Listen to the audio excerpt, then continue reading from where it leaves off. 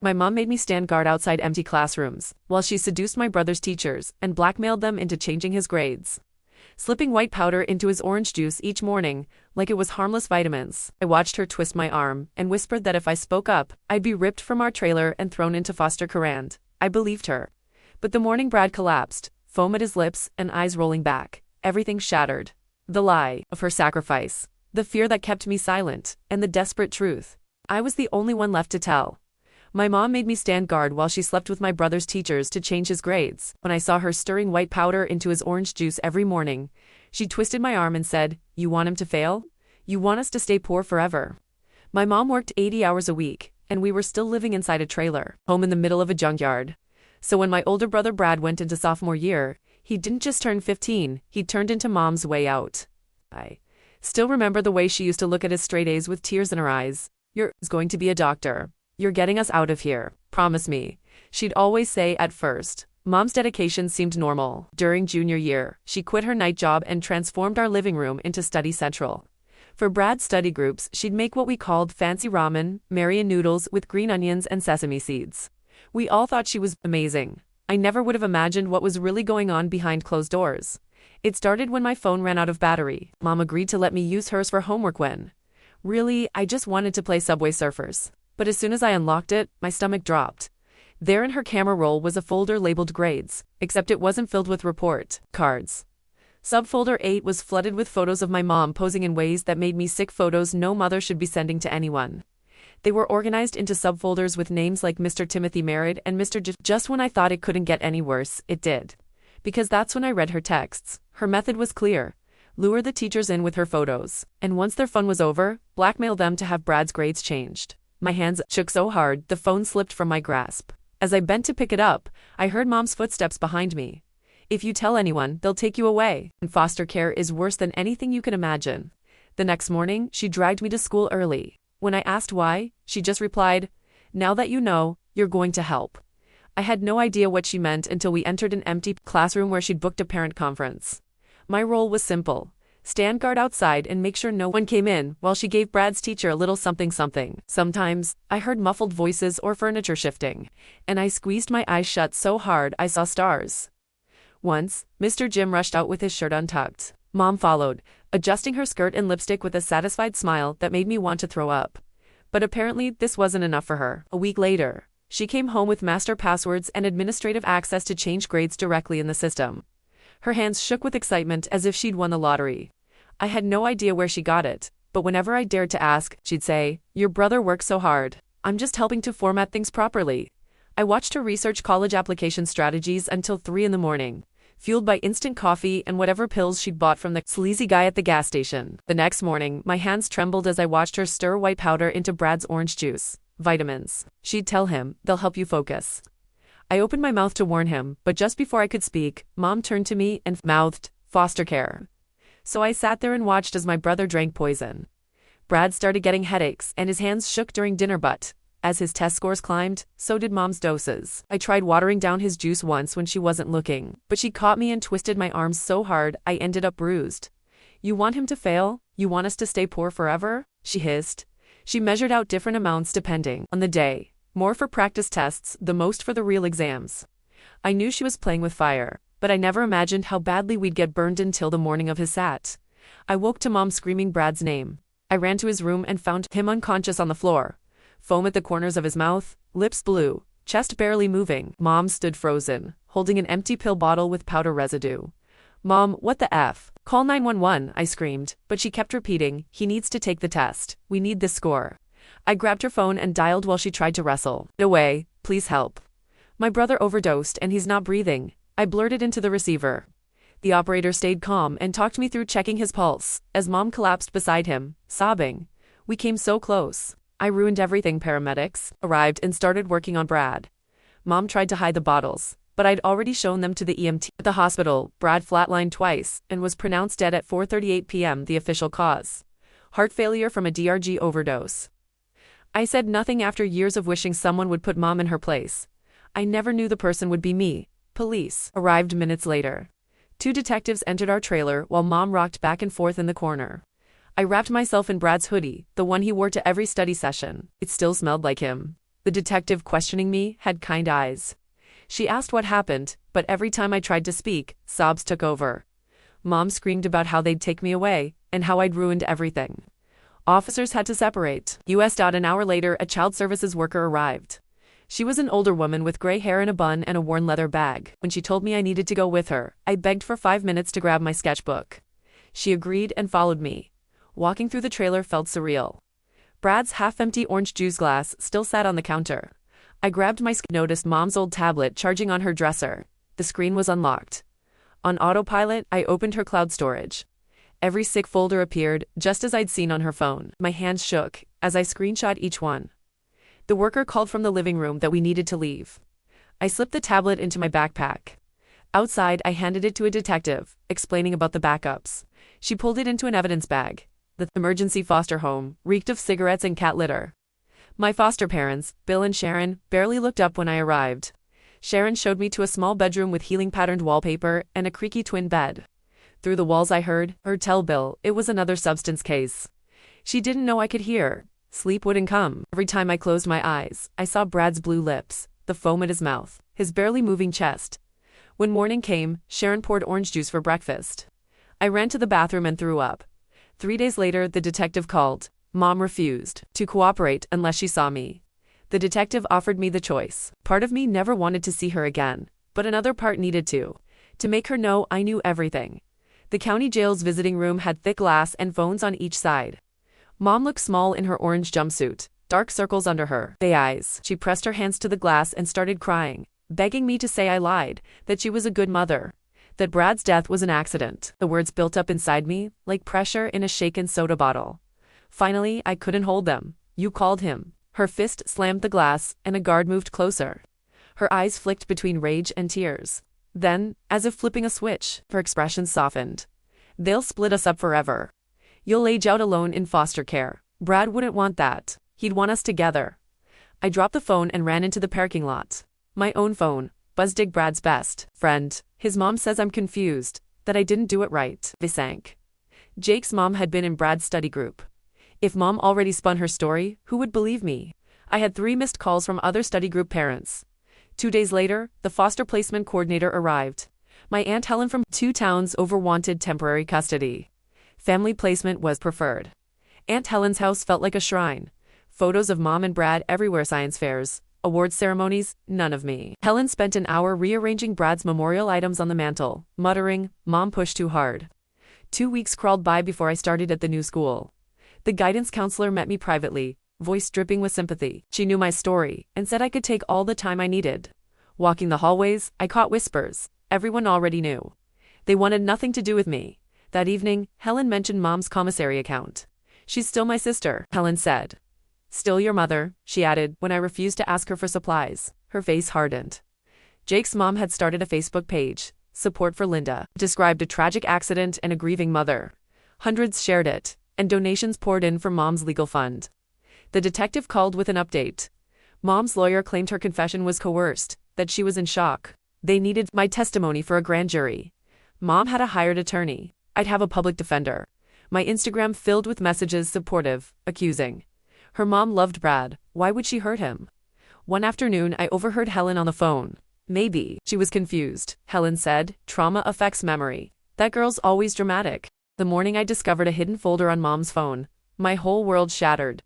Inside were photos of her seducing my brother's teachers to rig his straight A's on text messages that revealed she'd been lacing his orange juice with mysterious pills all year. She forced me to stand guard outside those study sessions, threatening me with foster care if I ever spoke up. What began as a desperate mother's scheme to escape poverty turned into my worst nightmare and led to my brother's tragic end. My mom made me stand guard while she slept with my brother's teachers to change his grades. When I saw her stirring white powder into his orange juice every morning, she twisted my arm and hissed, "You want him to fail? You want us to stay poor forever." Mom worked 80 hours a week and we were still living in a trailer home buried in a junkyard. So when my older brother, Brad, started his sophomore year, he didn't just turn 15, he became Mom's ticket out. I still remember how she looked at his straight A's, tears in her eyes. "You're going to be a doctor," she'd whisper. "You're getting us out of here. Promise me." At first, her dedication seemed harmless. During junior year, she quit her night job and turned the living room into study central. For Brad's study groups, she'd cook what we called fancy ramen mirin noodles, with scallions and sesame seeds. We all thought she was amazing. I never imagined what was really going on behind closed doors. It started when my phone died. Mom let me borrow hers for homework. But really, I just wanted to play Subway Surfers. When I unlocked it, my stomach dropped. There was a folder in her camera roll named Grades. Inside were lots of photos that made me sick. Subfolders called Mr. Timothy, Married, and Mr. Jim. Single-held pictures no mother should ever take, let alone send. Then, I read her texts. She lured teachers with those photos, then blackmailed them into changing Brad's grades. My hands shook so badly I dropped the phone. As I bent to pick it up, I heard her footsteps. "If you tell anyone," she whispered, "they'll take you away. Foster care is worse than anything you can imagine." The next morning she dragged me to school early. "What for?" I asked. She only said, "Now that you know you're going to help," in an empty classroom. I realized what she meant. My job was to stand guard outside while she gave Brad's teacher a little something. Sometimes I heard muffled voices or furniture moving and squeezed my eyes shut until I saw stars. One day, Mr. Jim stormed out, shirt untucked. Mom straightened her skirt and lipstick, smiling like she'd just won the lottery a week later. She came home with master passwords and administrative access to change grades directly in the school system. Her hands trembled with excitement as she logged in. When I asked where she got it, she replied, "Your brother works so hard. I'm just helping format things properly." I watched her research college application strategies until 3 a.m., fueled by instant coffee and whatever pills she bought from the sleazy guy at the gas station. The next morning, I watched her stir white powder into Brad's juice. "Vitamins," she told him. "They'll help you focus." I opened my mouth to warn him, but Mom mouthed, "Foster care," and I forced myself to stay silent. Over time, I saw Brad's hands shake during dinner and heard his complaints of headaches. Mom increased the doses, a little extra on test days, most 4 finals. I tried diluting his juice once. She caught me and twisted my arm until it bruised. "You want him to fail. You want us to stay poor forever," she spat. I never imagined how badly we'd all get burned until that morning. Brad lay unconscious on his bedroom floor, foam at his mouth, lips blue. Mom stood frozen, clutching an empty pill bottle. I screamed, "Mom, call 911." But she just wept, whispering, "He needs to take the test." I grabbed her phone and dialed. The paramedics came and worked on Brad as Mom tried to hide the pill bottles. I showed the EMTs the evidence. At the hospital, Brad flatlined twice. He was pronounced dead at 4:38 p.m., the cause: heart failure from a drug overdose. When police arrived, Mom wailed about foster care. I wrapped myself in Brad's hoodie, the one he wore to every study session. It still smelled like him. A detective with kind eyes questioned me, but sobs overtook every attempt to speak. Child Services took me away an hour later. I grabbed my sketch book, and Mom's unlocked tablet hand snapped screenshots of her cloud backups, every sick folder, every corrupt photo. I handed the tablet to a detective, who carefully bagged it as evidence. Foster care smelled like cigarettes and cat litter. My foster parents, Bill and Sharon, barely glanced at me. Sleep wouldn't come. I kept seeing Brad's blue lips. 3 days later, the detective called. Mom refused to cooperate without seeing me. I chose to visit her, partly to face her, partly to make her know I knew everything. In the jail visiting room, Mom looked small in her orange jumpsuit. She pressed her hands to the glass and begged me to lie for her. My rage and grief collided. "You called him," I blurted. Her fist slammed the glass so hard, a guard stepped forward. Back at the group home, Jake's mom had already started a Facebook page to support my mother, calling her a grieving parent. The community rallied behind Mom's version of events. I stopped checking social media. Whispers followed me at school. Marcy, Brad's girlfriend, accused me of jealousy. I rolled up my sleeve to show bruises from Mom's grip. Her face fell with conflict. Then she walked away. Aunt Helen, Mom's sister, won temporary custody. But her house felt like a shrine to Brad and Mom. Photos covered every surface. I felt invisible. She pushed me toward family therapy. I refused. Helen threatened foster care if I didn't recant. Within hours, Mom's lawyer used my anxiety med history and old Instagram posts to paint me as unstable. I called a prosecutor from a school bathroom, forwarding every screenshot and cloud link. The folder structure proved something existed, even if the photos were deleted. The case remained uphill. Teachers stayed silent, fearing repercussions. The local news treated Mom's story with equal weight. Then, Mrs. Chen, Brad's favorite teacher, came forward. She described his exhaustion, shaking hands, Mom's aggressive demands. Her steady testimony broke through the wall of silence. Digital forensics found receipts showing Mom's pill purchases matched Brad's worst days. Jacob's mom and Marcy joined to testify about his complaints. Expert witnesses confirmed lethal stimulant levels in Brad's system. Mom's notebooks revealed she believed she was mapping out his future delusion entwined with criminality. On the stand, she cried, then exploded. Confessing she poisoned him to save him from poverty, after 6 hours of deliberation, the jury found Mom guilty of involuntary manslaughter, fraud, and child endangerment, but not second-degree murder. She faced up to 15 years, parole possible after 7. It wasn't perfect justice, but it was something. I was placed with trauma-experienced foster parents. Mrs. Chen visited weekly, sharing memories of Brad's genuine brilliance. A year later, I interned in the prosecutor's office, guiding other teen witnesses. I visited Brad's grave every week, telling him about my art classes, my new foster siblings, and how partial victories still mattered. Mom's appeal was denied. She served at least 7 years. Brad would have been 25 now, maybe in med school on his own merit. Instead, his memory fuels my work, helping other young survivors navigate a system built to silence them. In the humid pulse of Atlanta, muralist Lena Lopez's life is a riot of color and rebellion until a cream-colored envelope, sealed in her mother's gleaming gold script, arrives like a brewing storm. Inside, an ultimatum to attend Celeste, Warner's lavish birthday gala, where family secrets and corporate power collide. Clutching Grandma Alma's antique locket, its hidden microchip humming with damning proof, Lena faces a choice.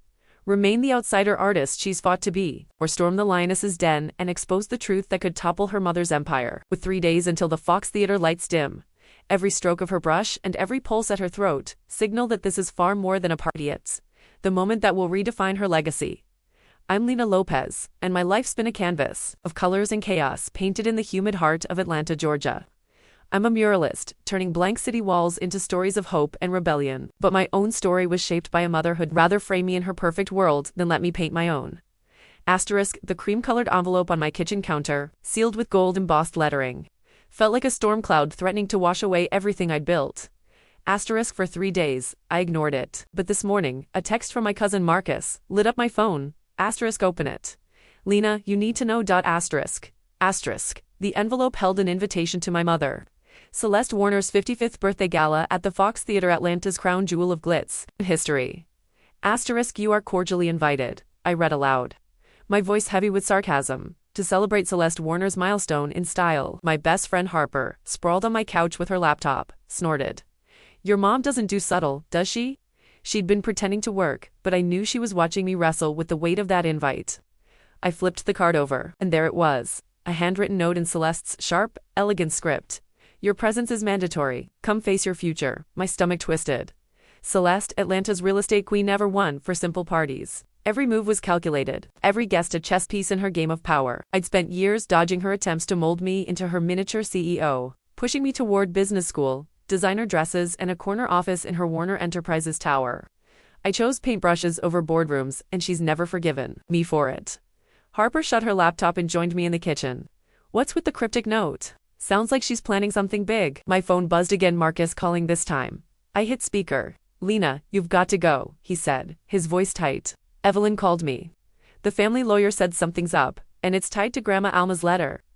My heart skipped. I crossed the loft to my easel, where a half-finished mural of Atlanta's skyline glowed in the morning light. In the corner stood a small wooden box. Inside was Grandma Alma's letter. She'd passed 6 months ago, leaving me her antique locket and a note I'd read so many times the creases were wearing thin. I pulled it out, tracing her looping signature. Lena, it read, when the time comes, be brave. I've left you something to change everything, but you'll know when to act. Harper leaned in, brow furrowed.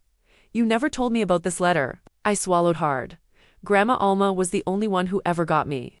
She'd sneak me into her garden shed to paint when Mom was on my case, always saying my art was my truth, not a waste of time like Mom claimed. To me, Alma was the warm hand guiding my brush, whispering that I could be more than Celeste's shadow. Marcus's voice crackled through the phone. The gala's in 3 days. Lena. Celeste's gone all out, rented the Fox, invited every big name in Atlanta. This isn't just a party. Harper was already typing, her cybersecurity skills kicking in. I hacked the planner's guest list, over 300 people, including the mayor, half the city council, every real estate mogul in Georgia. She paused, eyes on her screen. This isn't just a party. I stared at the invitation. Again, Celeste's words burning. Come face your future. 5 years ago, at a family dinner, she'd humiliated me in front of her society friends, calling my murals graffiti for hippies. I'd walked away vowing never to let her control me again. But Alma's letter felt like a call to action. In the locket around my neck, The heavy silver thing Alma never took off seemed to pulse with secrets. Harper, I said, touching the locket. What if this is the moment Alma meant? She grinned, eyes sparking with mischief. Then, let's find out what's inside that thing. I hesitated, then pressed the locket's stiff clasp. It popped open, and a tiny microchip slipped into my palm. My breath caught. Whatever this was, it was about to turn my world upside down. 2 scenes later, in the Fox Theater's grand ballroom, all chandeliers and velvet drapes, but thick. With tension I smoothed my sapphire blue dress. Definitely not the cream gown Celeste had sent. Harper's hand found mine. You ready for this, Lena? She whispered. I touched the locket at my throat, thinking of the microchip tucked in my clutch. Harper had spent 3 days decrypting it. Ready as I'll ever be, I murmured. Marcus appeared beside us, tailor-made in a tux. Heads up. Celeste's coming. My mother glided toward us. A vision in silver, diamond necklace catching the light like a warning. Her smile was all charm, her eyes ice when they landed on me. Lena, darling, you made it, she purred. Though I see you ignored my dress. Suggestion. Happy birthday, Mom, I said, planting a kiss on her cheek.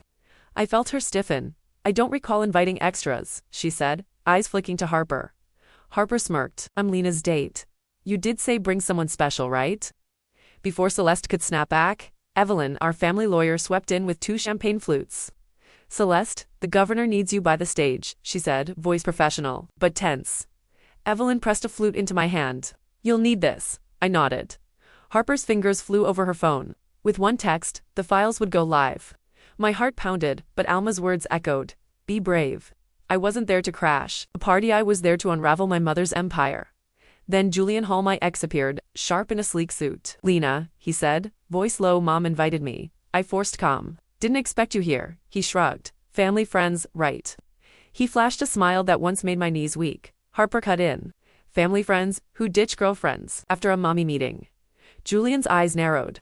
Too late. Marcus distracted him by mentioning the mayor's daughter at the bar. As Julian stalked off, I downed my champagne, my nerves frayed. Evelyn checked her watch. 15 minutes until Celeste's speech. You sure about this? She whispered. I pressed the locket's cool metal. I am. The lights dimmed. A voice boomed. Ladies and gentlemen, please welcome Celeste Warner. My mother took the stage, radiant under the spotlight. The crowd applauded, unaware of the storm about to break. Thank you all, Celeste began. Family is everything, which is why I have an important announcement. Her phone buzzed just then. Across the ballroom, phones began pinging. Celeste's smile cracked. Is something wrong, Mom? I called, stepping forward, voice catching in the mic. I clipped printed documents from my clutch. No misunderstanding, Mom, here's the proof. I held them high. Celeste had forged Grandma Alma's signature to steal control of Warner Enterprises and embezzle millions from her charities. Chaos erupted. Phones flashed. Celeste stammered about hacks and lies. Evelyn stepped up. As family counsel, I confirmed these documents are authentic. Alma left instructions for their release. Celeste leaped for my arm, nails digging in. What have you done? I pulled free. Tell them how you betrayed Grandma, how you stole from her charities. Business partners made frantic calls.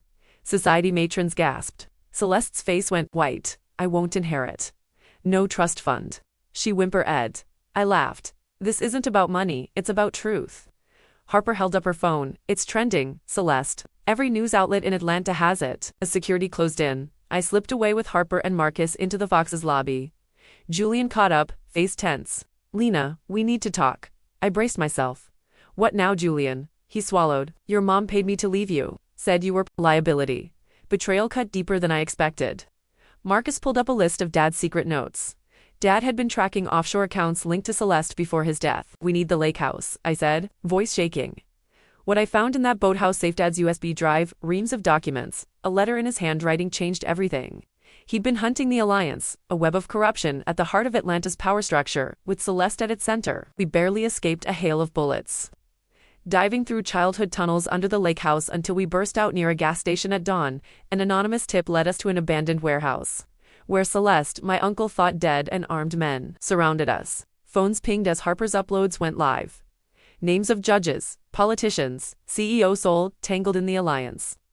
Then FBI agent Tara Evans burst in with a tactical team. Arrests flew. Celeste dropped to her knees, cuffed but defiant. I was protecting you. No, I said, all ice. You killed Dad. She shook her head. They did. He was going to expose it. Tara pressed the final cuffs on Celeste. My locket clicked open to reveal Grandma Alma's secret encryption key. Truth is the greatest legacy, the tiny note read. Weeks later, in the courtyard of the old Warner Tower now reborn as the Lena Lopez Arts Foundation, I watched workers lift the new sign. Young artists from Atlanta's toughest neighborhoods streamed in, breathing life into these halls.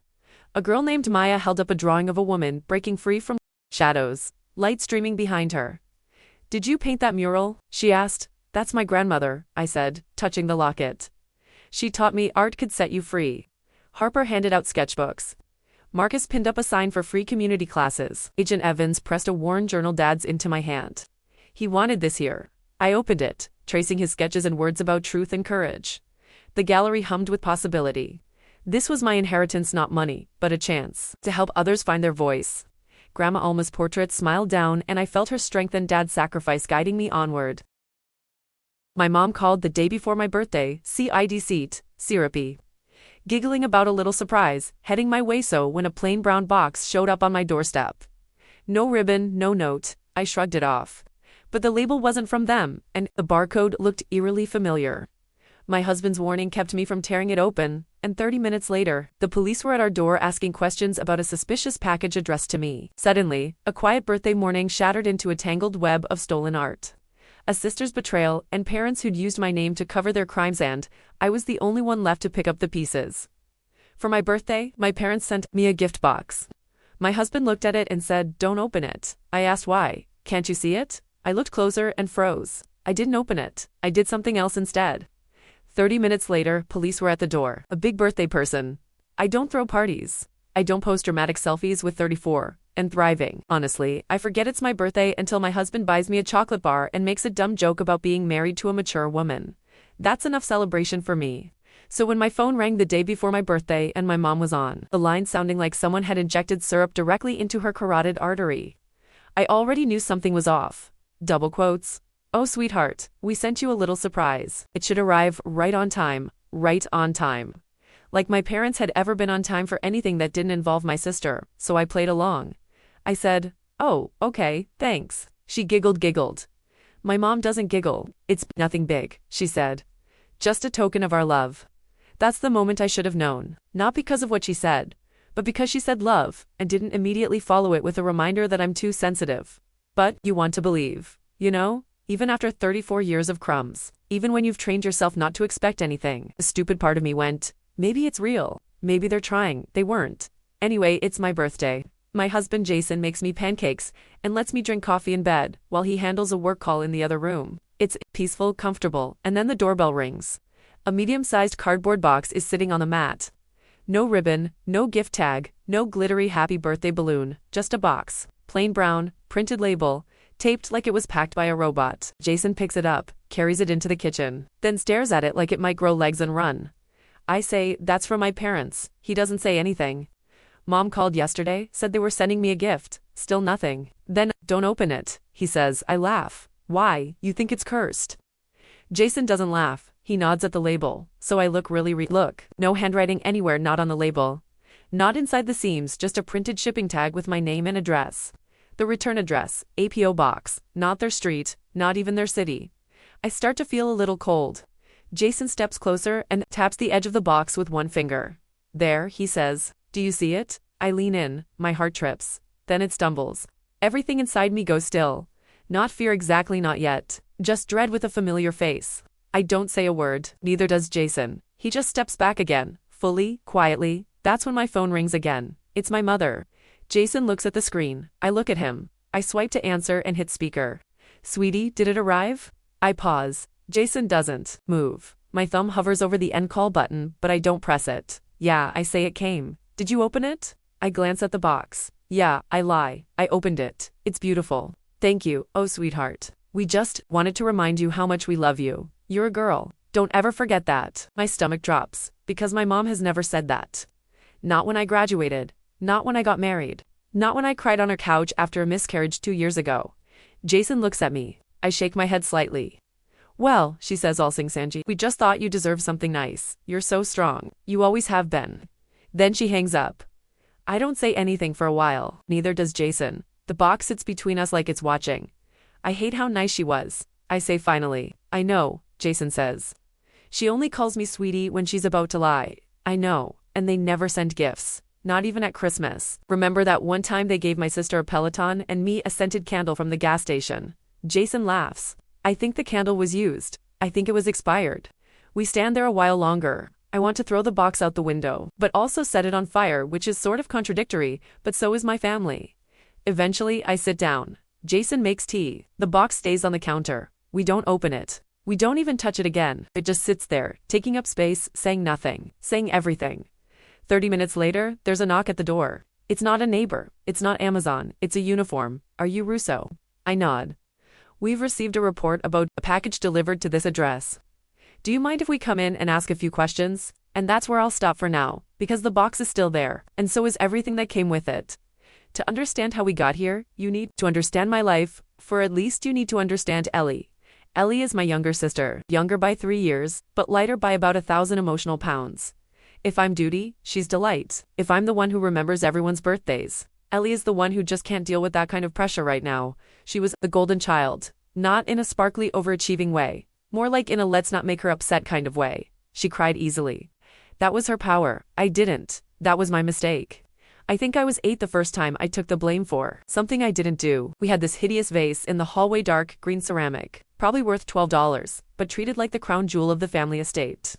One day it shattered with a loud crash, making a big mess. Ellie was standing over it bottom, lip trembling like a cartoon.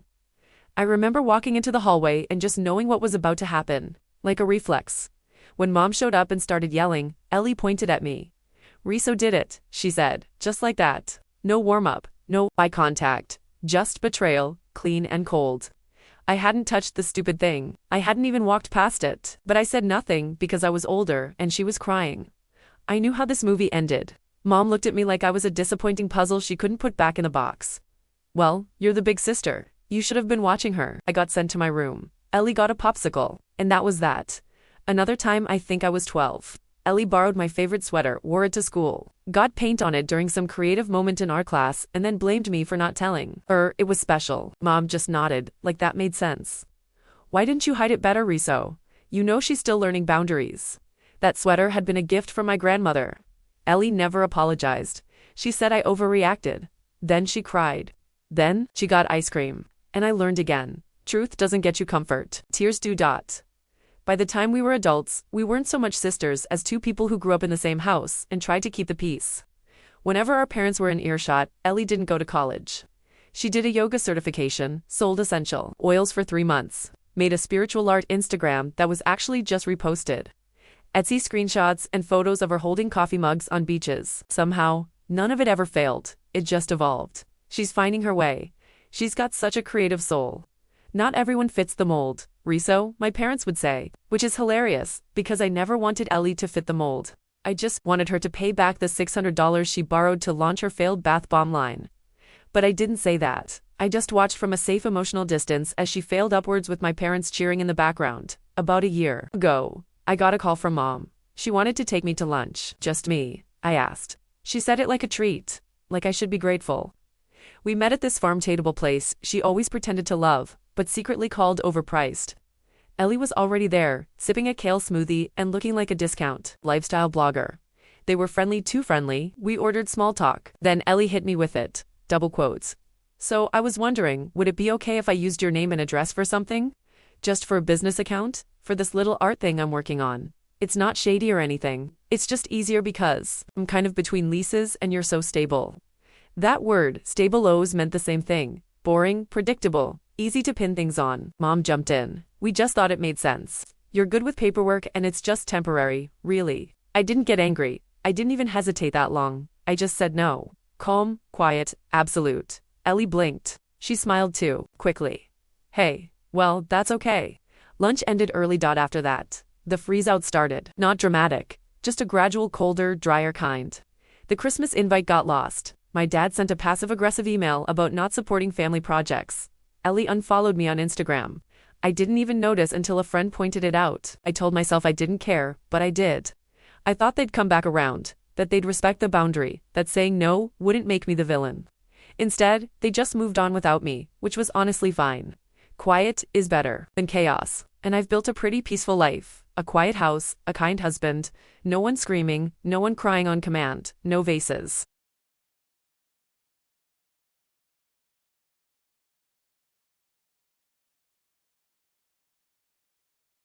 smashed in the hallway. But when that box landed on my doorstep on my birthday of all days, something in me knew. This wasn't random. They weren't being kind. They were being careful. Jason tapped the edge of the box. There, do you see it? I leaned in. My heart tripped. Then it stumbled. It wasn't just the label, it was everything. The font, the plastic wrap, the barcode alignment, the kind of details you only notice when you've seen them up close before.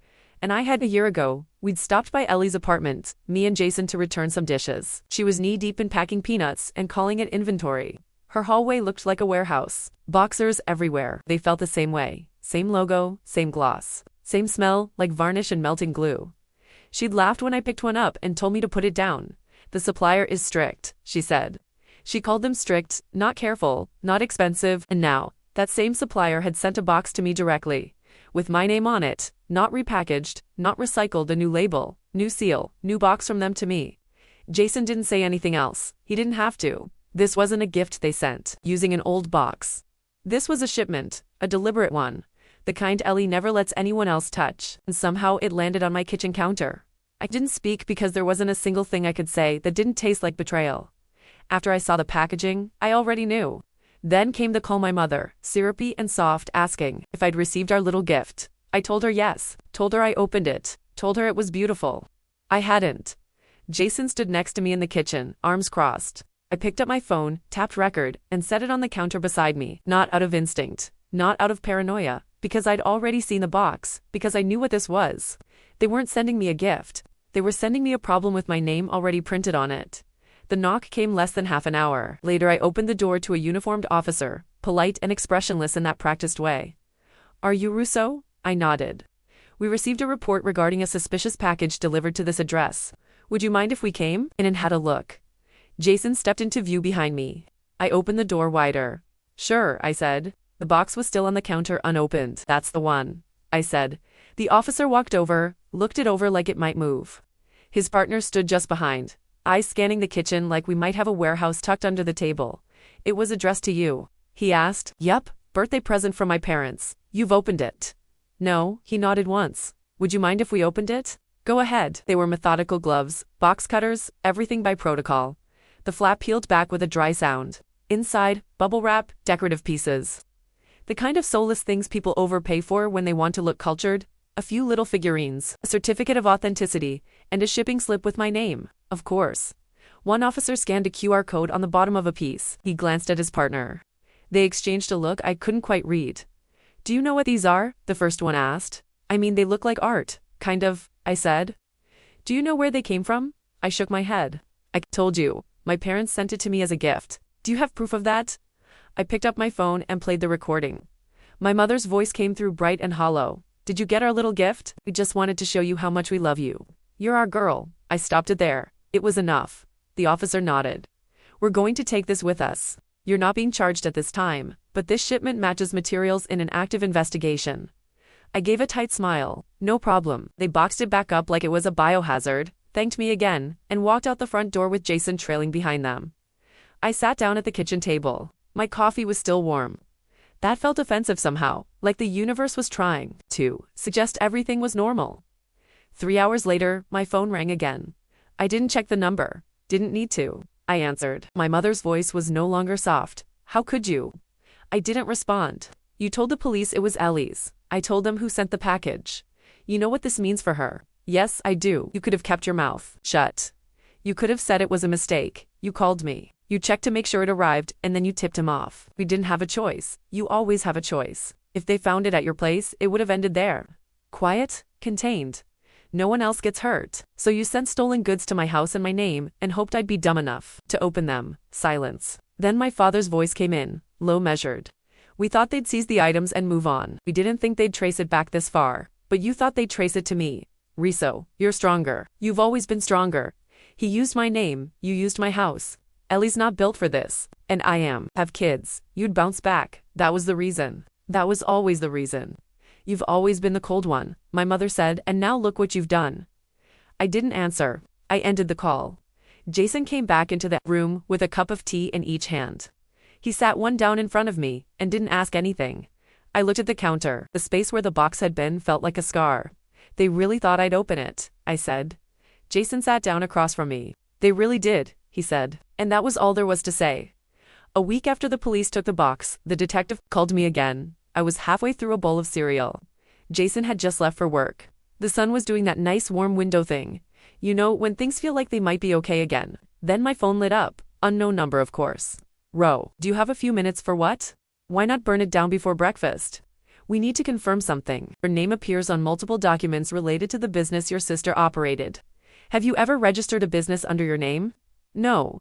Have you ever listed yourself as a co-owner or manager for any company tied to art sales, resale platforms, or international supply chains? I actually laughed. I once tried to sell a bookshelf on Facebook Marketplace. That's as far as my entrepreneurship goes. He didn't laugh, not even a pity chuckle. There's a digital signature filed with your name and a business email address attached to a now suspended account. Let me guess, riso.r73@catchyartmail.com. It ends in .designs. Double quotes. Of course it does. Would you mind looking at the digital signature? He sent it over. It took about 3 seconds to confirm what I already knew. It wasn't mine.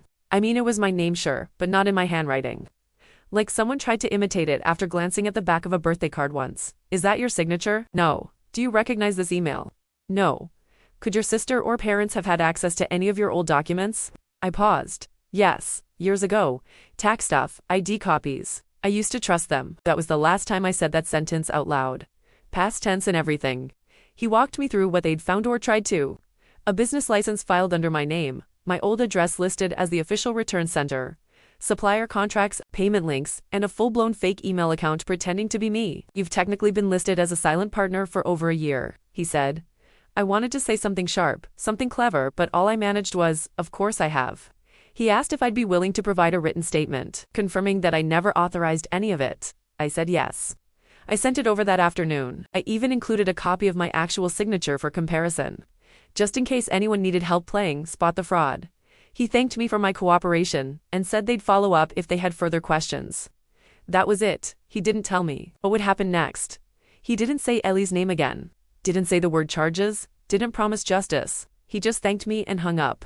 Which, to be honest, felt more honest than anything else I'd heard in months. After that, there was nothing. For a while, no calls. No questions. Just quiet. Like the world went into buffering. I figured either everything was happening behind the scenes or nothing was.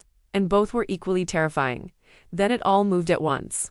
Ellie's charges, wire, fraud, identity theft, business fraud, import-export violations, and being the world's neediest sibling. Okay, I added that last one in my head. She pled out, obviously, 2 years probation, a fine the size of a new car, no business license until halfway to menopause. My parents' charges, conspiracy, aiding and abetting, pretending they were too naive to know what a scam looked like. They pled guilty, suspended sentence, community service, fines, their names in the public record. No hiding behind, we're just her parents anymore. I didn't go to the hearing. I didn't need to see Ellie cry in a beige cardigan while my mother squeezed her hand. Like she was the one on trial for being a misunderstood genius. But I read the transcript. My name was mentioned 12 times. No apologies, not once. Then because life apparently still had jokes left to tell, they asked to meet. No Ellie this time, just the two of them. A peace talk over burnt coffee. They picked a cafe near the courthouse. I showed up 10 minutes late and ordered the most overpriced pastry on the menu just to make a point. They were already seated. My mother looked like she was trying to figure out what expression would make me feel guilty fastest. I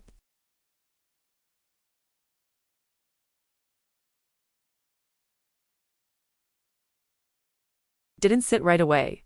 We didn't know she used your name, she said. You didn't ask either, I replied. It was just for shipping, she said. Yeah, because that's how fraud works. You just ship it somewhere new and hope no one asks questions. My dad cleared his throat, always his favorite move when logic runs out. We thought it was just temporary. You mean you didn't think you'd get caught? They both went quiet. Then my mom went for the jugular. You've always been stronger. Russo, you don't have kids. You don't have anyone relying on you. We thought you'd be able to recover. And there it was. The justification polished, practiced, as if they'd said it to each other 100 times already. You offered me up, I said, because no one else depends on me. Because you decided my life was easier to lose. That's not what we meant. No, that's exactly what you meant. I wasn't even angry anymore. Just done. I stood up. My coffee was still half full. I didn't take it with me. I hope you both enjoy your community service, I said. Maybe you'll finally learn what real work looks like. That night, I blocked them, deleted every contact, cleared every backup, removed their names from everything that still had an emergency number listed. Gone. Not out of spite, just out of necessity. They don't get access to me anymore. Not even the version they made up. The next morning, Jason brought me coffee. We sat in the kitchen, quiet sunlight, pouring in like it belonged to us. You okay? He asked. I sipped. I'm done. He didn't ask, with what? He didn't need to. What do you think? It was just another Tuesday when a single phone call shattered everything I thought I'd built in my family's eyes. I was a college dropout. In reality, I was the unseen force behind a $3.8 billion hospitality empire. One moment I'm reviewing quarterly reports.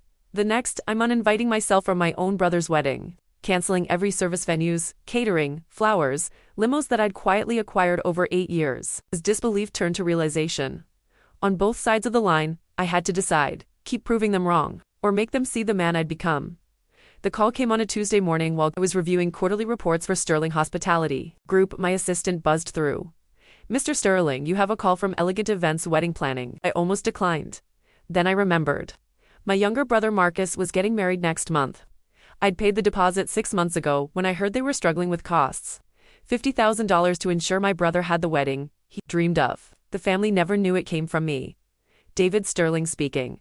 Mr. Sterling, this is Amanda from Elegant Events. I'm calling about the Henderson Miller wedding next month. Her voice sounded strained.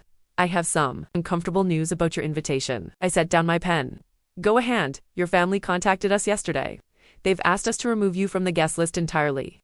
They said there was a family disagreement, and they specifically requested that you not attend the ceremony or reception. The words hit like a physical blow, but I kept my voice steady. I see. Amanda hurried on. They also asked if they could keep the $50,000 deposit you paid for the event. Mrs. Henderson said the family had already spent that money on other wedding expenses. For a moment, I said nothing. Through my office window, I could see the city skyline, half of which I owned through various investment companies. My family had no idea that their disappointing son, who they claimed never amounted to anything, controlled a hospitality empire worth $3.8 billion. Mr. Sterling, are you there? Yes, I said calmly. I'd like you to cancel the entire wedding. I'm sorry, what? Cancel the Henderson Miller wedding. All of it. The venue, the catering, the flowers, everything. Amanda's voice rose in panic. Sir, I don't understand. You're not the groom. You can't just... I interrupted gently. What's the name of your company? Elegant Events, Wedding Planning. And who owns Elegant Events? There was a rustle of papers. Sterling Event Holdings. And who owns Sterling Event Holdings? A longer pause. Sterling Hospitality Group. That's right. And I'm David Sterling, CEO and sole owner of Sterling Hospitality Group. So yes, I can cancel this wedding. In fact, let me be more specific. Cancel their reservation at the Grand Harbor Hotel as well. That's mine too. And Symphonic Catering, also mine. The flower arrangements, from Premier Botanical, the photography package from Lens and Light Studios, mine as well. Mr. Sterling, I had no idea you were there's more. Amanda. The bachelor party reservation at Harbor View Resort, mine. The rehearsal dinner at Coastal Elite Restaurant, mine. Even the limousine service they booked through Prestige Transportation, mine. I could hear her breathing heavily on the other end of the line. But sir, the wedding is in 3 weeks. There are 200 guests. Deposits paid, cancel everything.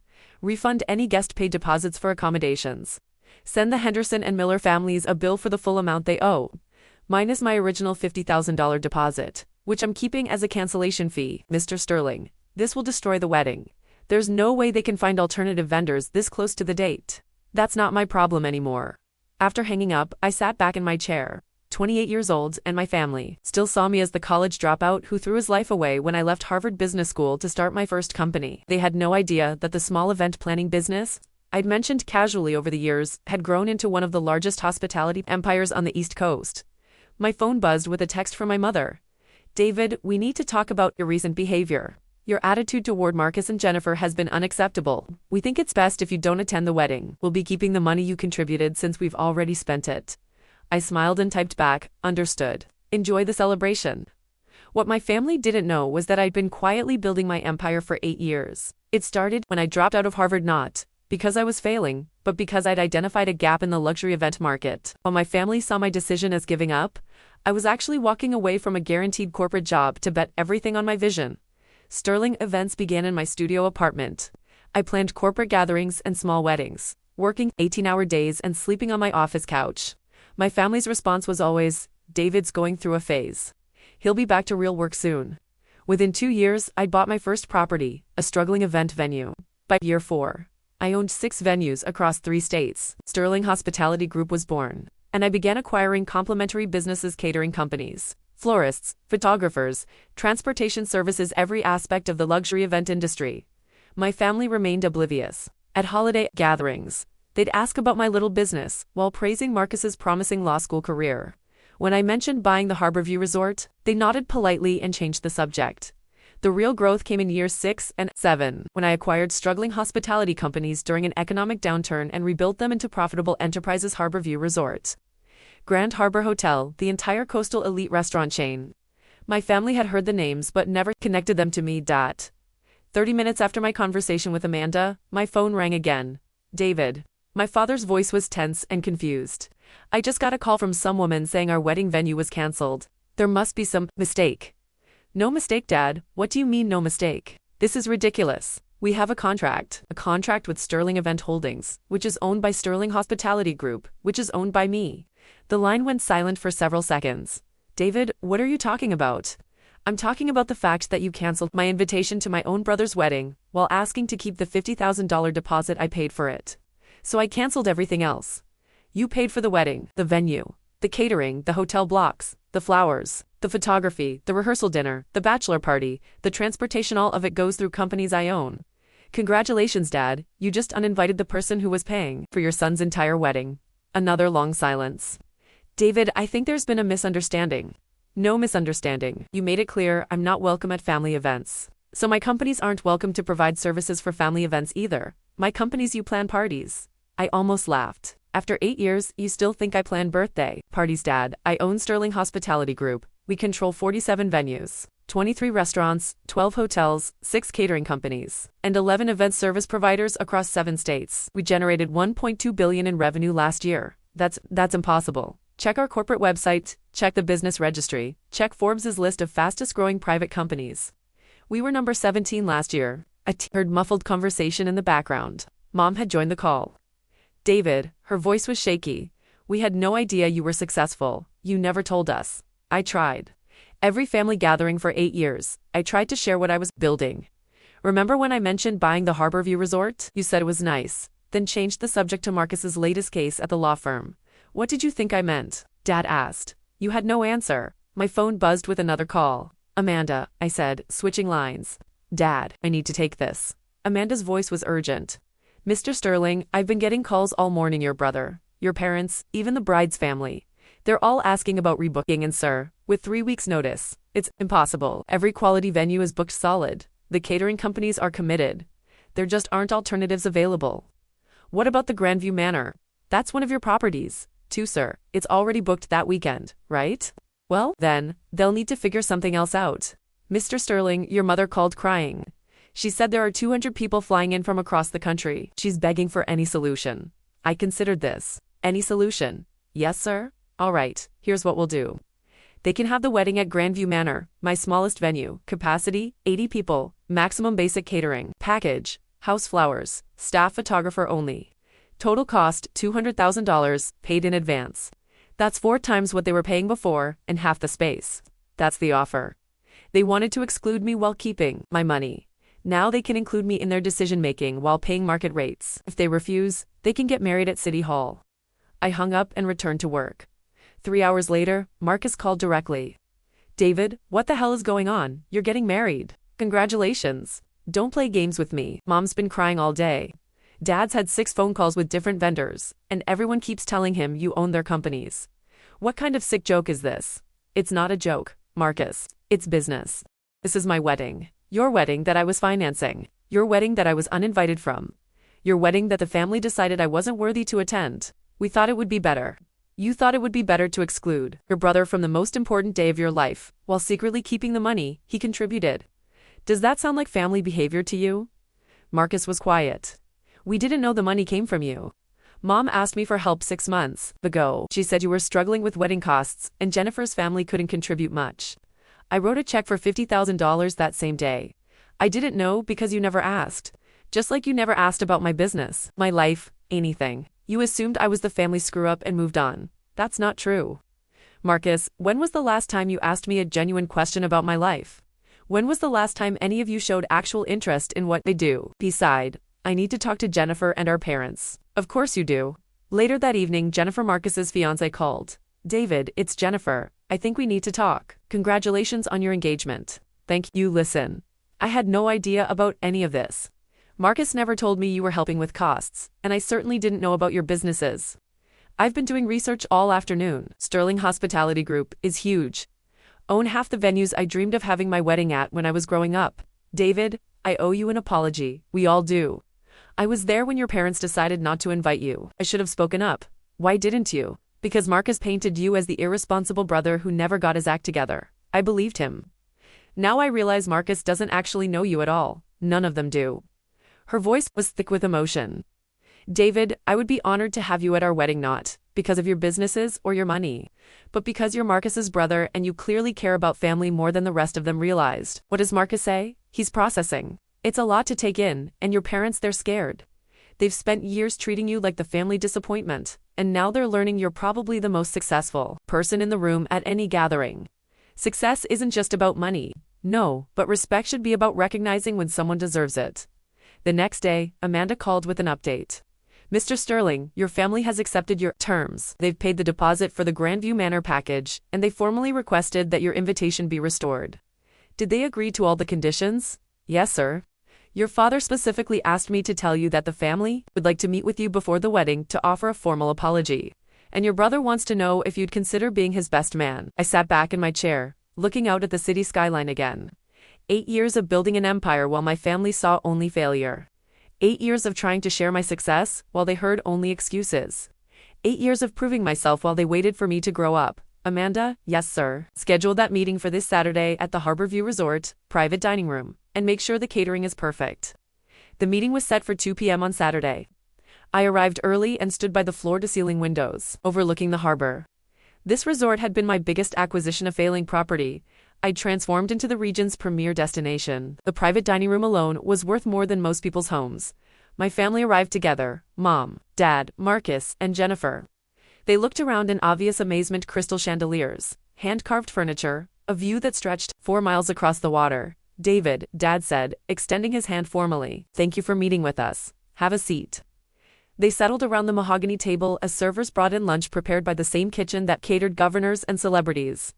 This place is incredible, Mom said quietly. I had no idea. I owned it. You mentioned buying a resort property 3 years ago, I reminded her. You said you were expanding. This was the expansion. Dad cleared his throat. David, we owe you an apology, a major one. We misjudged you, badly, for years. We saw what we expected to see instead of what was actually happening. Marcus leaned forward. David, I'm sorry for dismissing your achievements.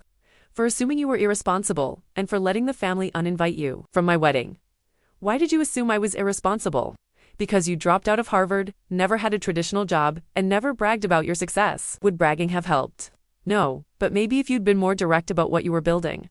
I smiled slightly. Marcus, I told you 3 years ago that I'd acquired a hotel chain. You said, that's nice, and changed the subject to your latest case. I didn't realize you meant you owned them. What did you think I meant? He had no answer. Jennifer spoke up. David, we'd like to start over. All of us, we want to know about your life, your business, your plans. We want to be real family. And if I hadn't turned out to be wealthy, then we probably would have continued misjudging you. Dad admitted. That makes this so shameful. At least you're honest. Mom had tears in her eyes. David, I'm proud of you not just for what you've built, but that you still wanted to help with the wedding even after how we treated you. You're my family. That matters to me, even when it didn't seem to matter to you. Marcus stood and walked around the table. David, I know I don't deserve it, but I'd like to ask, again, would you be my best man? I looked at my younger brother, the golden child who'd followed every expectation, never taken a risk or built something from nothing. For the first time, I saw uncertainty in his eyes. He was finally seeing me clearly. Marcus, I'd be honored. 3 weeks later, the wedding took place at Grandview Manor. Despite being my smallest venue, it was still spectacular. Overlooking the coastline with gardens featured in architectural magazines, the family that had once dismissed my party planning business watched in amazement as my staff executed a flawless celebration. During my best man speech, I looked out at 200 guests, many of whom had heard whispers about my business empire throughout the evening. When Marcus and I were kids, he always looked up to me. Somewhere along the way, that changed. He started seeing me as the brother who took the wrong path. But what Marcus didn't realize is that I never gave up on success. I just defined it differently. Success isn't about meeting other people's expectations. It's about building something meaningful and sharing it with the people you love. I raised my glass. May you build something beautiful together, and may you always remember that the best achievements are the ones you share with family. Later, as the evening wound down, Dad approached me on the terrace. David, I have a question. Sure, why didn't you just tell us? Why let us think you were struggling all these years? I considered this carefully. Dad, I tried to tell you. More than that, I wanted you to be proud of me for who I was, not what I owned. I wanted you to see that dropping out of Harvard was the right choice, that building something from scratch had value, and we failed that test. Yes, but you passed the test that mattered more. Which test was that? Tonight, when you had the chance to choose pride over family, you chose family. When you realized you were wrong, you admitted it. That's worth more than years of recognition. Dad put his hand on my shoulder. I'm proud of you, son. Not just for your success, but for your character. You had every right to walk away from this family, and instead you saved your brother's wedding. Family is family, Dad, even when they don't act like it. As I drove home that night, I reflected on the 8 years I'd spent building my empire in plain sight of a family that couldn't see it. The Harvard dropout, who became a billionaire. The party planner who created a hospitality dynasty. The family disappointment, who turned out to be the family foundation. My phone buzzed with a text from Marcus. Thank you for everything. I'm sorry it took me so long to see who you really are. I'm lucky to have you as a brother. I smiled and typed back, welcome to the family business. Because that's what it had always been about. Not just building companies, but building something that could bring family together. It just took them a little longer to realize it. The next morning, I woke up to 17 missed calls and 43 text messages. The wedding had been featured on several social media accounts, with people sharing photos of the venue, the food, and the celebration. But more importantly, I had messages from my parents, my brother, and Jennifer all asking when we could have dinner again, a real family dinner. As I sat in my office Monday morning, looking out at the city skyline that I'd helped shape, I realized something important. Success isn't about proving people wrong. It's about being strong enough to keep loving them even when they are wrong, and sometimes, if you're patient enough, they figure it out on their own.